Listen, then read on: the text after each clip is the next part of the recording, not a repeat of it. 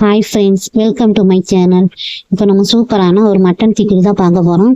Video போகிறதுக்கு முன்னாடி like பண்ணுங்கள், சப்ஸ்கிரைப் பண்ணுங்கள், ஷேர் பண்ணுங்கள். நான் சாப்பாட்டு அரிசி எடுத்திருக்கேன். நல்லா ஒரு 4 மணி நேரம் 5 மணி நேரம் ஊற வச்சு நம்ம மிஷின்லேயும் கிரைண்டர்லேயும் நைஸாக நல்லா ரொம்ப கெட்டியாக ஆட்டிக்கோங்க.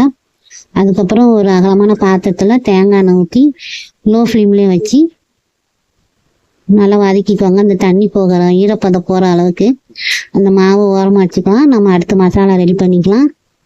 இஞ்சி, பூண்டு, சின்ன வெங்காயம், தேங்காய் 2 பத்தா, தக்காளி 2 குட்டியாக இருக்குன்னா 2 போட்டிருக்கேன். நீங்கள் பெருசாக இருந்தால் 1 போதும், ஏன்னா ரொம்ப புளிப்பாக இருக்கும்.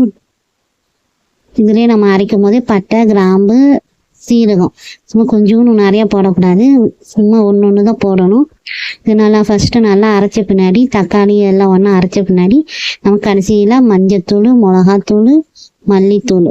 மிளகாத்தூள் உங்கள் காரத்துக்கு ஏற்ற மாதிரி போட்டுக்கோங்க. மல்லித்தூள் 1 ஸ்பூனும், மஞ்சத்தூள் 1 டீஸ்பூன், 1/4 டீஸ்பூன் போதும். நல்லா அரைச்ச பின்னாடி நம்ம ஒரு அகலமான பாத்திரத்தில் எண்ணெய் ஊற்றி நம்ம ஆல்ரெடி ரெடி பண்ணி வச்ச மசாலாவை பச்சை மசாலாவுக்கு நல்லா வதக்கி எடுத்துக்கோங்க. தண்ணி நம்ம நீங்கள் எதில் எடுக்கிறீங்களோ 1க்கு 3 பங்கு தண்ணி ஊற்றணும். ரொம்ப நல்லா தண்ணிக்கு தான் கொதிச்ச பின்னாடி தான் நம்ம மாவு தட்டி வச்ச மாவை போடணும். நான் ரவுண்டாக போட்டிருக்கேன். இல்லை நம்ம கொதிக்காமல் போட்டிங்கன்னா மாவு உங்களுக்கு குழஞ்சிரும், நல்லா இருக்காது, டேஸ்ட்டு கிடைக்காது உங்களுக்கு. அதே மாதிரி நீங்கள் மாவு போட்ட பின்னாடி கிண்டக்கூடாது, அடிக்கடி மாவு கிண்டக்கூடாது, மாவு உடஞ்சிரும் உங்களுக்கு.